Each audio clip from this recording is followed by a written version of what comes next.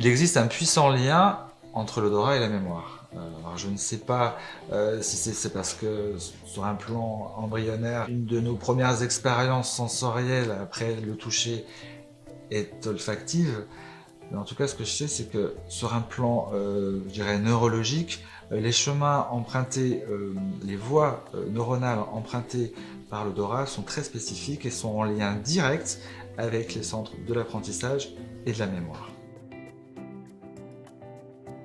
La théorie de Linné, vous prenez plusieurs nourrissons de 5 continents différents, de façon transculturelle, transraciale, et vous leur mettez sous le nez une odeur de vanilline. La vanilline, c'est l'arôme de la vanille.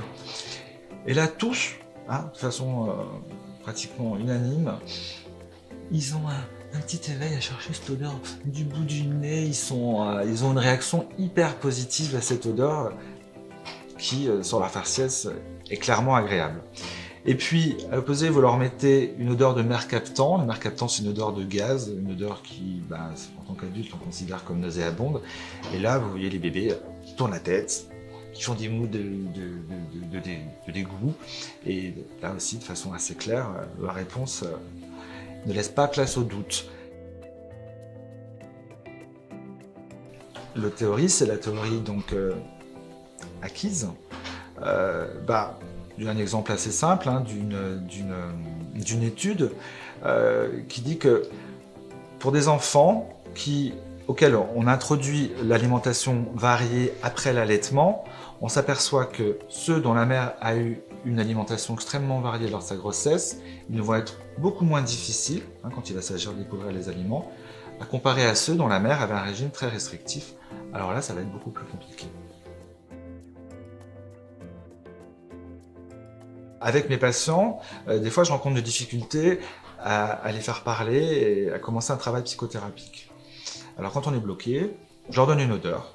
Même des fois quand ils arrivent et qu'ils sont pas bien et qu'on n'arrive pas à commencer une séance, je leur donne une odeur, ils se la mettent sous le nez, ils commencent à sentir. Des fois il y a vraiment une pause, je ne sais pas où ils sont partis.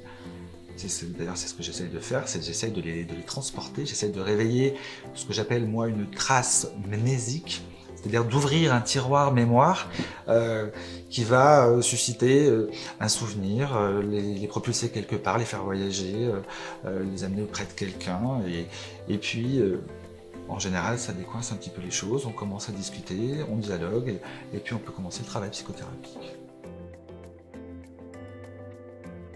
Cet exemple-là des traces mnésiques du tiroir mémoire, il existe aussi au quotidien. Hein. Vous sortez votre gâteau du four, ça inonde, les flaveurs inondent la cuisine et vous vous retrouvez transporté dans la cuisine de votre grand-mère qui avait l'habitude de faire cette recette, et puis vous repartez en arrière. Ou de la même façon, quand vous achetez le sapin de Noël, vous repensez à Noël de l'année d'avant, à temps de Noël, et vous pouvez repartir en enfance aussi. Moins rigolo, vous pouvez aussi dans la rue croiser quelqu'un qui porte le parfum de votre ex. Et là, boum, on dit oula, ça vous rappelle des souvenirs aussi. Moins rigolo, mais vous ne pouvez pas vous en empêcher, c'est comme ça.